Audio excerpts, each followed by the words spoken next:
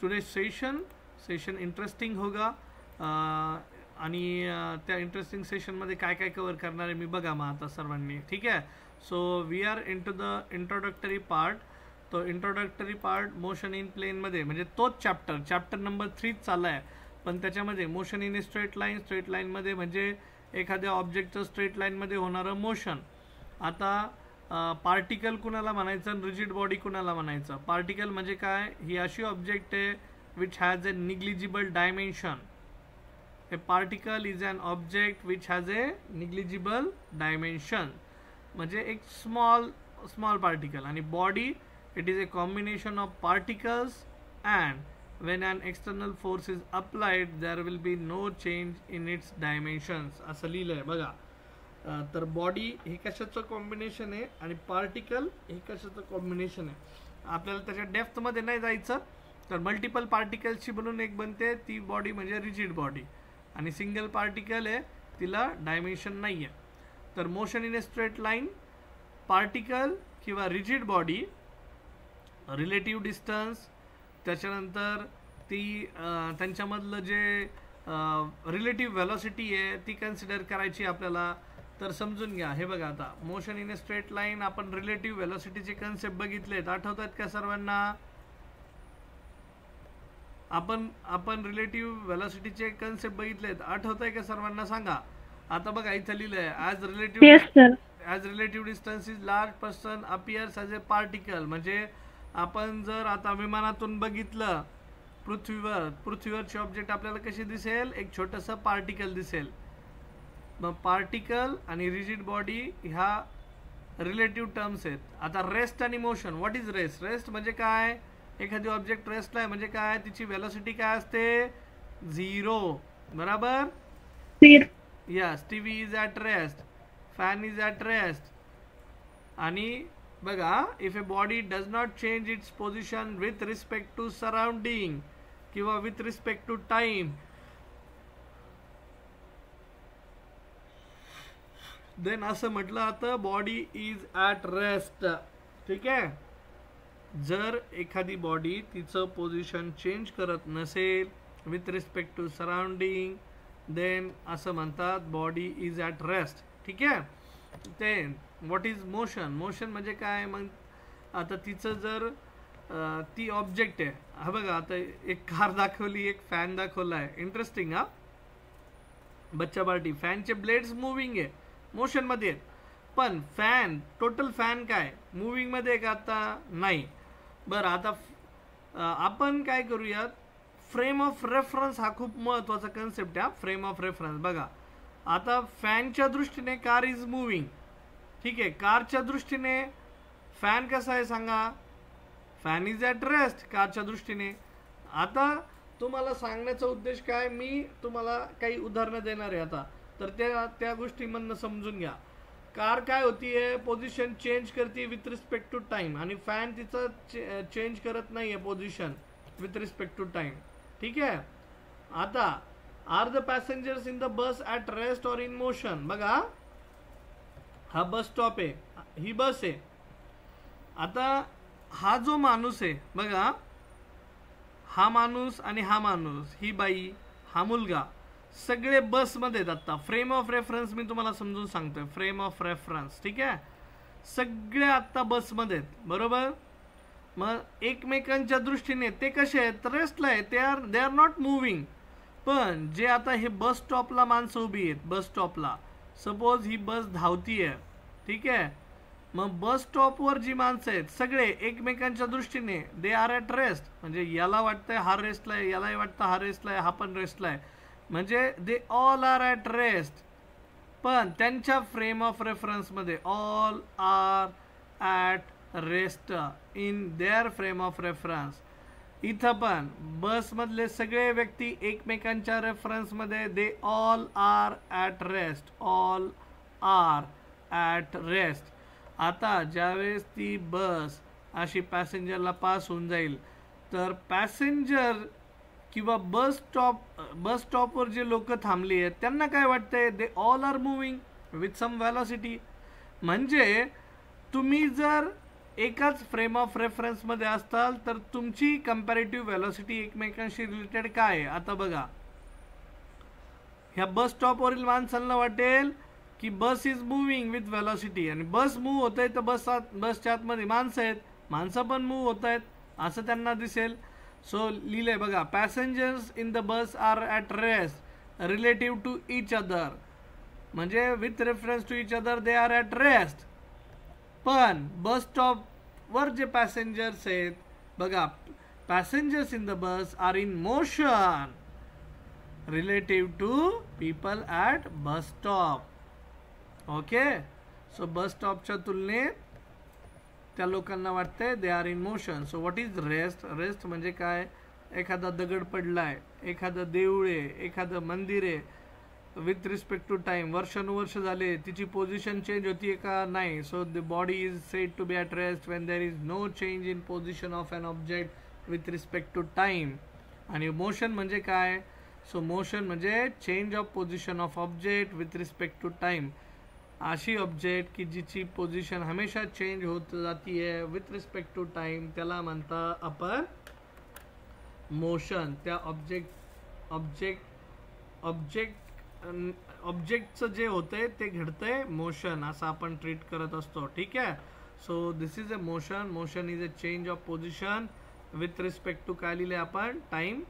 आणि मग अशी ब्रांच मेकॅनिक्सची that deals with the study of motion of objects without any reference to the cause of motion. का घडतंय that doesn't matter, फक्त मोशन होतंय तर त्याला आपण म्हणतो कायनेमॅटिक्स. A system of coordinate axes with respect to which an event can be described is called as frame of reference. मग बच्चा पार्टी, फ्रेम ऑफ रेफरन्स म्हणजे काय? तर कळलं की मी तुम्हाला म्हटलं बसमध्ये बसलेले माणसं with respect to each other they are at rest, म्हणजे बस मूव्ह होतीये तरी सुद्धा एकमेकांच्या तुलनेत. आता सपोज बच्चा पार्टी, एक सिंपल उदाहरण देतो, आता समजून घ्या. परत एक एक्झाम्पल देतो, जस्ट अ मिनिट. हां, हे बघा, सपोज मी आता तुम्हाला फळ्यावर शिकवतोय. सपोज आपला हा क्लासरूम आहे. ह्या क्लासरूममध्ये मी तुम्हाला इथं समोर फळा लावलेला आहे आणि ह्या फळ्यावर वाघ सर शिकवत आहेत, बाबा काहीतरी लिहित आहेत पेनाने. ठीक आहे, असे उभे आहेत. आणि इथं सगळंजण तुम्ही जण बसलेले आहेत. ठीक आहे, मला ऐकतायत. सर्वजण असे रोजमध्ये बसले आहेत. ठीक आहे, सर्वजण तुम्ही बसलेले आहेत किंवा उभ्या उभ्या मला ऐकताय. ठीक आहे, ओके, लॉजिक समजलं? बघा, मग सांगा. आता मी एका ठिकाणी स्तब्धपणे उभा राहून शिकवतोय, म्हणजे मी पण रेस्टला आहे. तुम्ही सर्वजण बेंचवर बसलेले आहेत, सपोज बच्चा पार्टी. तर तुम्ही एकमेकांच्या तुलनेत सगळेजण कसे आहेत? All are at rest. म्हणजे कुणी एकमेकांकडे जर बघितलं तर तुम्ही बेंचवर बसलेले आहेत एकमेकांकडे, बरं का. पण आता ह्या क्लासरूमला आहे खिडकी. मग आता काय होतंय, ह्या खिडकीतनं सपोज शिवराजने बाहेर बघितलं. शिवराज म्हणला, अरे गाडी चालली आहे, गाडी काहीतरी स्पीडने मूव्ह होती आहे. हे शिवराजने बघितलं.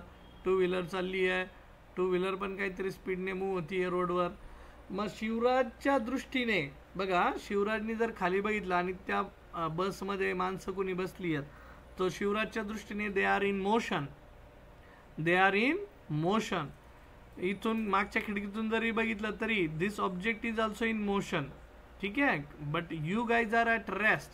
सो हे फ्रेम ऑफ रेफरन्स झाली. ह्या क्लासरूममध्ये तुमच्यासाठी ही झाली फ्रेम ऑफ रेफरन्स. सो तुम्ही लोक सर्वजण एकमेकांच्या दृष्टीने ऑल आर ॲट रेस्ट. आणि जर खिडकीतून खालच्या लोकांना बघितलं and if they are in motion, तर तुम्ही म्हणताल these objects are in motion. So असं सिम्पल कन्सेप्ट आहे. तर कमिंग बॅक, तर आपला जो फ्रेम ऑफ रेफरन्स आहे, तर बघा बस ही एक फ्रेम ऑफ रेफरन्स आणि ते जे माणसं होते ती एक अनदर फ्रेम ऑफ रेफरन्स. इथं फ्रेम ऑफ रेफरन्स कन्सिडर केलं आहे.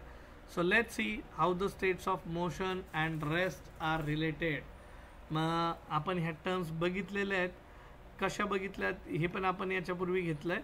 फक्त आता motion in a straight line, then कॉकरोचचं मोशन, त्यानंतर फ्लाइंग हनी बी, ते जे मोशन आहे. मग बघा 3 गोष्टी दिल्यात आता. Motion in a straight line, त्यानंतर मोशन इन 2 डायमेन्शन जे की आपण प्रोजेक्टाईल मोशनमध्ये घेतलं आहे, आणि मोशन इन 3 डायमेन्शन म्हटलं तर एरोप्लेन सांगितलं होतं मी.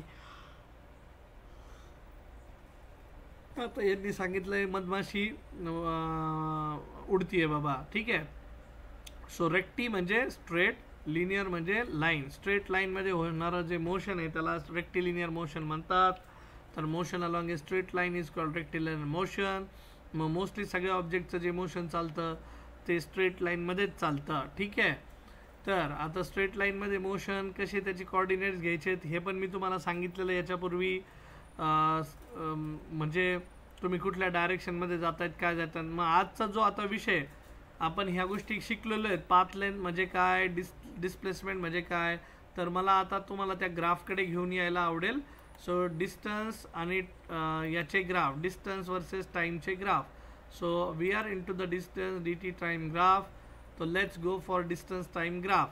आता बच्चा पार्टी बघा, तो वाय ॲक्सिसवर डिस्टन्स प्लॉट केलं आहे आणि एक्स ॲक्सिसवर टाइम प्लॉट केलेला आहे. बघा समजून घ्या.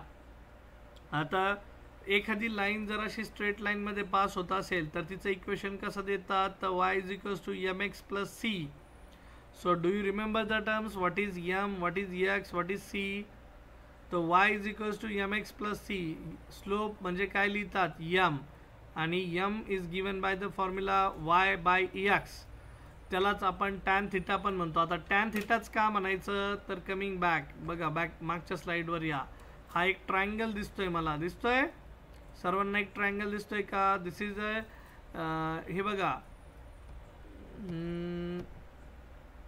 Slope of distance time graph. Okay. हां बच्चा पार्टी इकडे बघा, आता एक एक एक एक वाढतंय. So this line is passing through the centre. हा अँगल जो आहे बघा, आता हा थीटा अँगल कन्सिडर केला आहे. हा थीटा अँगल आहे आणि ह्या ट्रायंगलमध्ये हे जे डिस्टन्स आहे, हे जे डिस्टन्स आहे, हे जर काढायचं म्हटलं तर काय लिहिणार, tan theta is equals to opposite upon क्या लिखोगे रे भाई, एडजेसेंट. मग एडजेसेंट कौन है यहाँ पे, तो अपोजिट वाला है वाई एक्सिस कॉम्पोनेंट, एडजेसेंट वाला है x axis component. So adjacent म्हणजे एक्स ॲक्सिसवर किती अंतर कापलं एखाद्या ऑब्जेक्टने, आणि अपोजिटवाला म्हणजे वाय ॲक्सिसवर किती त्याने अंतर कापलं आहे. ठीक आहे. So equation of straight line is a y is equals to mx plus c. So m म्हणजे स्लोप, आणि slope is nothing but y by x, which is nothing but tan theta. तो m is equals to y by x is equals to आपण म्हणूया distance upon time. तर लक्षात ठेवायचं, y ॲक्सिसवर आपण distance plot केलेलं आहे, x ॲक्सिसवर आपण टाइम प्लॉट केलेलं आहे, म्हणून याला आपण डिस्टन्स अपॉन टाइम असं लिहिलं आहे. मग डिस्टन्स अपॉन टाइम म्हणजेच कोण असतो रे बच्चा पार्टी लोग, तो स्पीड होता आहे, डिस्टन्स अपॉन टाइम. आणि स्पीड म्हणजेच झाला m, म्हणजेच झाला स्लोप. सो एखाद्या पोझिशन टाइम ग्राफ जर तुम्ही काढलाच, बघा पोझिशन म्हणजे डिस्टन्स वर्सेस टाइम, जर तुम्ही असा ग्राफ जर काढलास तर तुम्हाला मिळतो स्पीड. काय मिळतो, स्पीड. वाय ॲक्सिसवर काय पाहिजे पण सांगा, वाय ॲक्सिसवर काय पाहिजे, डिस्टन्स. एक्स ॲक्सिस, हां, आणि एक्स ॲक्सिसवर कोण पाहिजे, टाइम. तर ह्या ग्राफचा जर तुम्ही स्लोप घेतला तर त्या स्लोपला म्हणतात मग व्हेलॉसिटी. ठीक आहे. बघूयात आपण आता बच्चा party. Slope of position time graph is equals to, लिहिलंय त्यांनी बघा, slope of position time graph is nothing but velocity. तो यहाँ पे देखो ये slope of position time graph is nothing but velocity. मग आता बघा, हे बघा ऑब्जेक्टनी काय केलं, ऑब्जेक्टला 2 किलोमीटर पर आवर म्हणजे 2 तासात ऑब्जेक्टने किती स्पीड किती डिस्टन्स कव्हर केलंय बच्चा पार्टी लोग, तर 2 किलोमीटर डिस्टन्स हे 2 तासात कव्हर केलं. तिथून पुढे परत ऑब्जेक्टने आता इनिशियल पार्टकडे चालले, पुढचे 2 तासात ती फिरली आहे, वळाली आहे, आणि परत तिने 2 किलोमीटर अंतर कापलेलं आहे 2 तासात. आता हे काय मी सांगेल तुम्हाला. ठीक आहे. सो आता फक्त बघा 2 किलोमीटर इन 2 आवर्स, तर इथं लिहिलंय h2m, आणि इकडे काय लिहिलंय 2 किलोमीटर पर आवर तर M2H. आता M2H काय आहे तर ते इथं केसेसमध्ये कन्सिडर करतो, सांगतो. तर बघा पहिल्यांदा आता जो स्लोप लिहिलाय, slope is equals to velocity आहे, आपण हे घेतलंय स्लोप पोझिशन ग्राफवरनं. मास म्हणजे माझ्यासाठी स्पीड आहे. आता दोन्ही स्लोपची काय केली त्यांनी, ॲडिशन केली. पहिला स्लोप घेतला त्याचा अँगल आहे θ1, दुसरा स्लोप घेतला त्याचा अँगल आहे θ2. बरं ते काय म्हणतायत आता, slope is equals to 1 - 1 is equals to क्या 0. तो velocity is equals to slope is equals to 0. जेवढं त्याने अंतर, हां ठीक आहे सांगतो. Slope 1 is equals to tan θ1 y/x 2 km/2 that is 1 km/h, तासाला 1 तास. स्लोप 2 इज लिखा -tan θ2. का बरं निगेटिव्ह का घेतलं ते पण सांगतो, ठीक आहे. -y/x which is -2 km -1 km/h आणि दोघांचं मिळून झालं 0. आता इंटरप्रिटेशन, ठीक आहे. कमिंग बॅक बच्चा पार्टी, हे बघा समजून घ्या आता. ग्राफचं कधी पण लक्षात घ्या, ग्राफचं एक सिंपल प्रिन्सिपल आहे. सपोज मला स्ट्रेट लाईन ड्रॉ करायची आहे.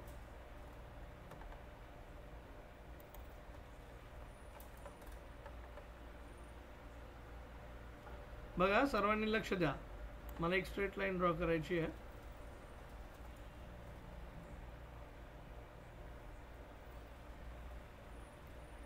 ह्या स्ट्रेट लाईन मध्ये बच्चा पार्टी समजून घ्या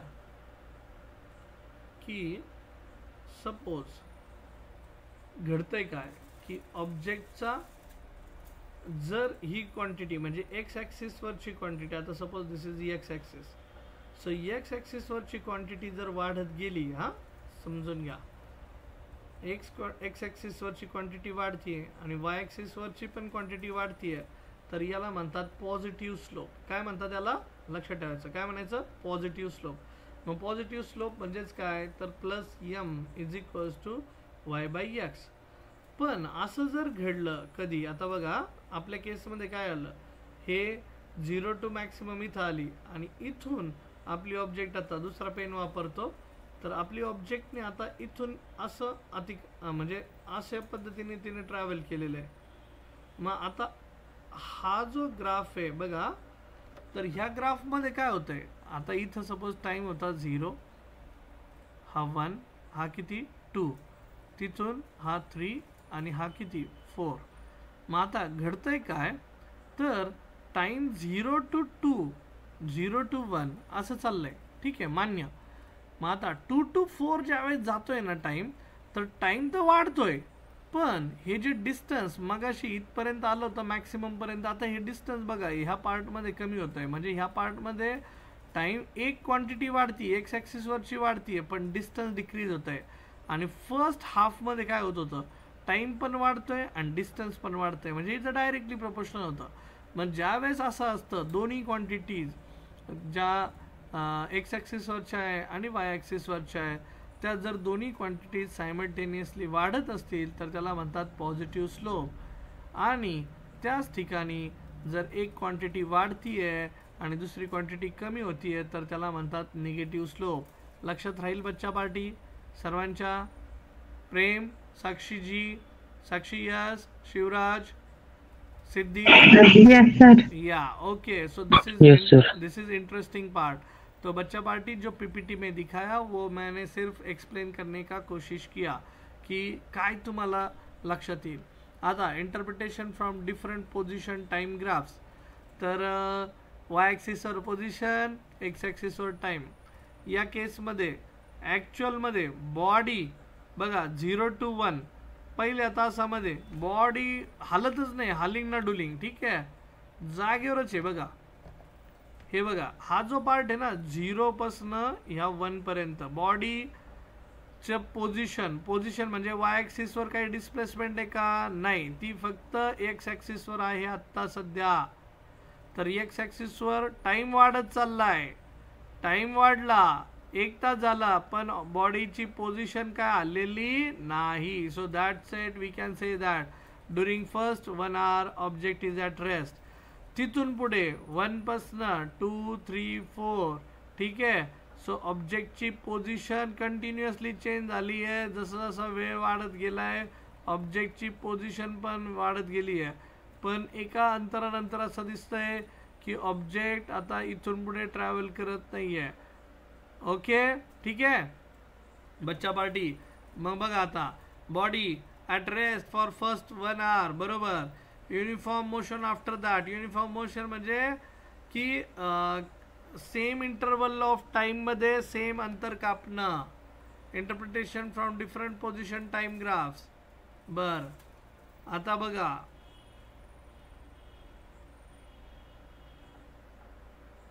तर ह्या केसमध्ये काय होतंय बघा.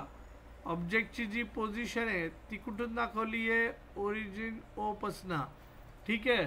सो ऑब्जेक्ट काय करते आता तर स्ट्रेट लाईन मध्ये नाही जाते, प्रोपोर्शनल मॅनर मध्ये नाही जाते, ती अशी कर्व्ड फॅशन मध्ये जातीये.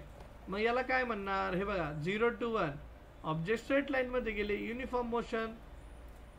1 च्या पुढे बघा towards end at rest no motion. ठीक आहे. हां 0 to 1 युनिफॉर्म मोशन आणि 1 ऑनवर्ड्स नॉन युनिफॉर्म मोशन. म्हणजे ज्या प्रमाणात टाइम वाढलाय त्या प्रमाणात पोझिशन वाढलेली नाही, त्याला म्हणतात नॉन युनिफॉर्म. पण पहिल्या बघा 0 to 1 मध्ये बरोबर प्रपोर्शनल प्रमाणामध्ये 0 to 1 टाइम झालाय सपोज 1 hour तर 1 hour मध्ये ते बरोबर हळूहळू पीकला गेलेत आणि डायरेक्टली प्रोपोर्शनल आहे. पण तिथून पुढे टाइम वाढलाय पण काय पोझिशन हल्लेली नाही. So towards end at rest no motion. म्हणजे इथं बघा आता परत एकदा स्ट्रेट लाईन मध्ये झालाय ग्राफ.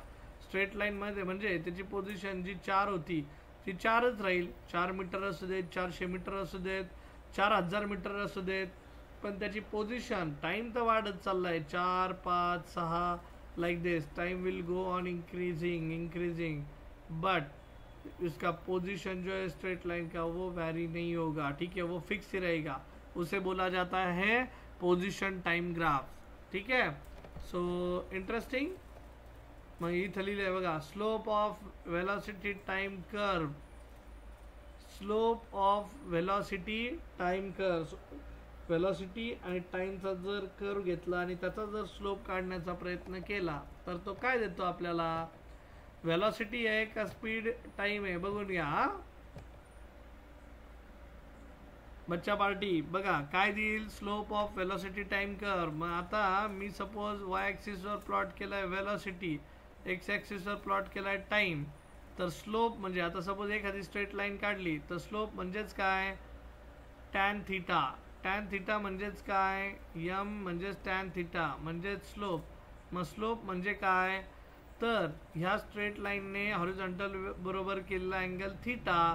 मग स्लोप किंवा टॅन थिटा मिळवण्यासाठी काय करता येईल, काय लिहिता येईल तर वाय ॲक्सिसचा एलिमेंट, वाय ॲक्सिसचा म्हणजे व्ही अपॉन एक्स ॲक्सिसचा एलिमेंट म्हणजे कोण एक्स, एक्स ॲक्सिसचा एलिमेंट. ठीक आहे. So theta upon time. स्लोपचा formula tan theta is equals to theta upon time. So what is theta. Theta म्हणजे काय टॅन थिटाचा अपोजिट अपॉन ॲडजसंट असं आपण म्हणत असतो. ठीक आहे. मग तो काय देतो बाबा स्लोप काय देतोय आपल्याला, काय गोष्टी देतोय. सो मग मी इथं लिहिलं वाय अपॉन सपोज एक्स. और अगर मैं यम का वैल्यू निकालता हूँ वेलोसिटी टाइम ग्राफ के तो वाई एक्सिस और वेलोसिटी एक्स एक्सिस और टाइम v बाई टी इज इक्वल्स टू टैन थीटा. तो क्या देगा at any instant time gives displacement, velocity, acceleration. कुठल्याही पॉइंटला जर घेतलं तर तो काय देईल बा मला त्या ऑब्जेक्टची. तर प्रश्न आता असा आहे की वेलॉसिटीचा फॉर्म्युला आपण लिहिलाय पण वेलॉसिटी अपॉन टाइम काय असतं बच्चा पार्टी मला सांगा. वेलॉसिटीचा फॉर्म्युला काय असतो आपला डिस्प्लेसमेंट अपॉन टाइम. मग आता मला तर मिळालंय व्ही अपॉन टी. म्हणजे व्ही अपॉन टी जर करायचं म्हटलं तर ते कसं शक्य आहे. म्हणजे ते डिस्प्लेसमेंट देईल, किंवा v इंटू टी घेतलं, हे प्रॉडक्ट घेतलं बघा, v into T, so v into T क्या देगा आपको, डिस्प्लेसमेंट देगा. बर, ॲक्सेलरेशनचा फॉर्म्युला काय असतो सांगा मला. वेलोसिटी अपॉन काय असतो ॲक्सेलरेशनचा फॉर्म्युला, टाइम. तो वाय ॲक्सिसवर वेलोसिटी आहे, हा जो स्लोप आहे, स्लोप मला काय देईल रे बच्चा पार्टी, ॲक्सेलरेशन देईल सिस्टीमचं. काय देईल, acceleration. The slope of velocity time curve at any instant will give me the acceleration. देखते हैं क्या है. यस करेक्ट, एक्सेलरेशन आला आन्सर. बच्चा पार्टी यहाँ तक चीजें क्लियर. हे बघा इकडे बघा, इकडे बघा, मी परत एकदा लिहितो, परत एकदा सांगतो. तर ह्या ग्राफमध्ये वेलोसिटी टाइम कर्व म्हणजे वाय ॲक्सिसवर काय प्लॉट करायचं होतं मला, वेलोसिटी. एक्स ॲक्सिसवर काय प्लॉट करायचं होतं, टाइम. आणि याचा जो स्लोप आहे, स्लोप म्हणजे काय, Y axis element upon x axis element. Y ॲक्सिसवर कोण प्लॉट केलं, वेलोसिटी. एक्स ॲक्सिसवर कोण प्लॉट केलं, time. So velocity upon time is given as nothing but acceleration according to the definition. आणि v is equals to s by t. So displacement time जर curve असेल बघा, displacement time हा कुठला होता, velocity time curve. So displacement time curve असेल तर मग आपण मात्र वेलोसिटीला जायचं. डिस्प्लेसमेंट अपॉन टाइम कर्व असेल तर, वेलोसिटी अपॉन टाइम कर्व असेल तर आपण जायचं ॲक्सेलरेशनला. ठीक आहे, नेक्स्ट क्वेश्चन काय विचारलाय बघूयात. The slope of position time graph gives us. Position time graph बच्चा पार्टी इथं ड्रॉ करतो वाटल्यास मी, position time graph.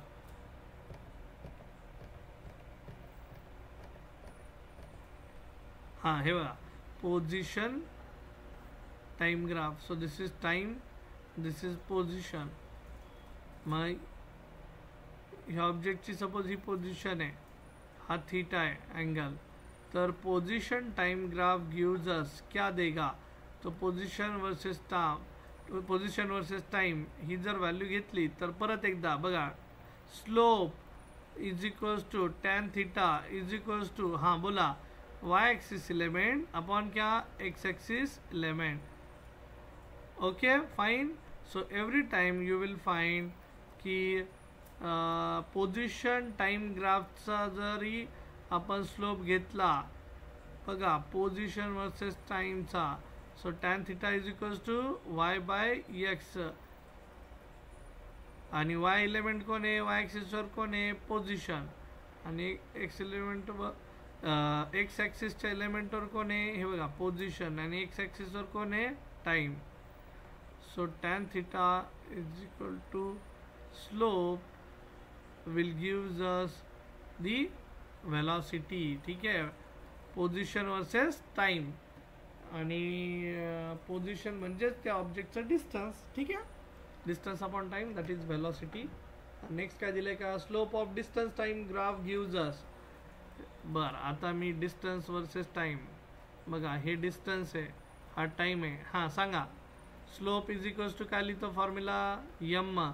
M is equals to y axis element upon x axis element, y axis upon x axis element. मग y ॲक्सिसमध्ये कोण आहे बच्चा party, Y axis में है डिस्टेंस और एक्स ॲक्सिस में कौन है, time. So this is m. So this is slope. Slope time sorry distance time graph आपको क्या देगा, तो डिस्टन्स वर्सेस टाइम म्हणजेच काय मिळेल मला, हा स्लोप काय देईल रे मला, या स्पीड किंवा वेलोसिटी म्हणूयात आपण त्याला. हा ठीक आहे, ऑप्शन आहे. आता डिस्टन्स वर्सेस टाइम म्हटलं तर काय देईल, स्पीड. आणि या ठिकाणी डिस्प्लेसमेंट वर्सेस टाइम शब्द असतात तर काय घेतलं असतं, वेलोसिटी. सो वेलोसिटी, हां वेलोसिटी आणि डिस्टन्स एकाच नाण्याच्या दोन बाजू आहेत. पण समजून घ्या, velocity is a vector quantity, speed is not a vector quantity, it is a scalar quantity. किंवा हां स्केलरच क्वांटिटी, जरा स्पीडला स्केलर क्वांटिटी. ठीक आहे, आणि velocity is a vector quantity. ठीक है, यहाँ तक चीजें clear. In relationship to a velocity time graph, velocity time graph कसा असतो, सर्कल असतो की कर्व असतो की बघा, the curve can be a circle, the area under the curve and above the time axis between any two instants gives the average acceleration. The slope at any instant gives the rate of change of acceleration at that instant. Velocity time graph, याद है बच्चा party, velocity time graph acceleration देता है वो. Area under the curve and above the time axis between any two instants gives the average acceleration.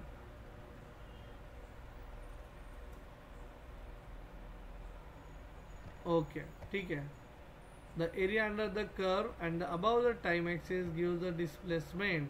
बरं, ते तर आपण बघितलंच की कर्वच्या अंडरचा जो एरिया आहे तो काय देतोय आपल्याला. ठीक आहे. व्हेलॉसिटी टाईमच्या ग्राफच्या रिलेशनमध्ये आपण हे प्रश्न बघितले. आता ॲव्हरेज स्पीड अँड व्हेलॉसिटी. बच्चा पार्टी हा पण कन्सेप्ट मी मागच्या वेळेस तुम्हाला शिकवला होता. मला असं वाटतं शुक्रवार शनिवारच झाला होता. तर तो पण पार्ट आपण एकदा बघूयात, रिवाइज करूयात. ॲव्हरेज स्पीड आणि ॲव्हरेज व्हेलॉसिटी. पण आज नाही, आज आता आपण थांबूयात. उद्या कंटिन्यू करतो हा पार्ट. डी टी ग्राफ्स म्हटलं याला मी. तर यस, फक्त मला आठवण करा उद्या डी टी ग्राफमधूनच ह्या गोष्टी घ्यायच्या. ओके शिवराज, सिद्धी, साक्षीजी, प्रेम, थांबूयात मग आजच्यासाठी. उद्या कंटिन्यू करूया. उद्याच्या सेशनमध्ये घेऊया. हां, थोडा आजचा पार्ट आहे ना तो इन्फॉर्मेटिव्ह आहे. Yes yes, thank you. इन्फॉर्मेटिव्ह आहे, पण इन्फॉर्मेटिव्ह पार्ट आता आपल्यासाठी महत्त्वाचा आहे. मी ज्या टर्म्स दिल्या त्या टर्म्ससाठी पण. ठीक आहे. सो आपण ग्राफ्स घेऊ directly. We will jump on the graph आणि ग्राफवर नाही तुमची इक्वेशन सोडून द्यायला मदत करेल. ओके चालेल, थांबतो मग तोपर्यंत. Bye bye, good night.